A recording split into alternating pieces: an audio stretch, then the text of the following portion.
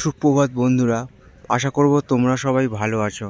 আজকের তারিখ হলো 20/6/2024 বৃহস্পতিবার। আমি চলে এসেছি বজবজ কালীবাড়ি ও তার সংলগ্ন হুগলি নদীর তীরে।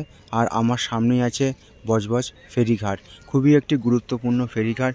এখান থেকে প্রতিদিন শয়ে শয়ে মানুষ যাতায়াত করে জীবিকা অর্জন অথবা ঘুরতে যাওয়ার জন্য।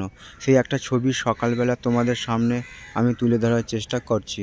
আশা করছি ভিডিওটা তোমাদের ভালো লাগবে। ভালো লাগলে চ্যানেলটা লাইক শেয়ার সাবস্ক্রাইব করবে, এইটুকু আশা রইল তোমাদের কাছে। তো দেখো, তোমাদের আমি দেখাবার চেষ্টা করছি বজবজ ফেরিঘাট।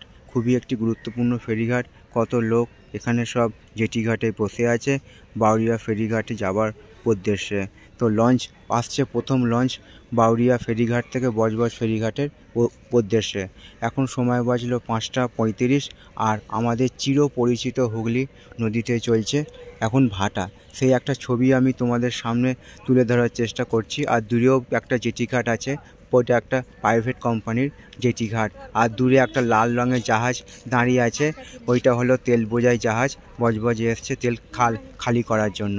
তো সকাল থেকে আকাশ মেঘলা হয়ে আছে, কিন্তু বৃষ্টির দেখা নেই।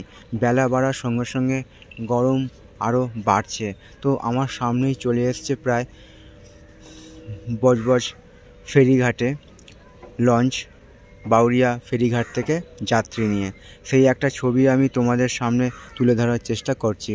আশা করছি ভিডিওটা তোমাদের ভালো লাগবে। ভালো লাগলে চ্যানেলটা লাইক শেয়ার সাবস্ক্রাইব করবে, এইটুকু আশা রইল তোমাদের কাছে। আজকের দিনটা এবং আগামী দিনগুলো আরও আনন্দময় হয়ে উঠুক, এইটুকু আমি ভগবানের কাছে প্রার্থনা রাখলাম। সবার জন্য সুস্বাস্থ্য কামনা করলাম। এরকম সব সুন্দর সুন্দর ভিডিও নিয়ে আমি আসবো তোমাদের কাছে। তোমরা আমার পাশে থাকবে, এইটুকু আমি আশা রাখলাম।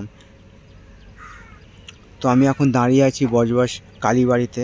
এটা হচ্ছে সকালবেলার ছবি। পুরো শান্ত সুন্দর নিরিবিলি পরিবেশ। তো আমার সামনে আছে বজবজ কালীবাড়ি। লোকজন প্রায় ফাঁকা, সকালবেলা বলে ফাঁকা। বেলা বাড়ার সঙ্গে সঙ্গে লোকজন আসবে মায়ের কাছে তার প্রার্থনা নিয়ে এবং পুজো দেওয়ার জন্য।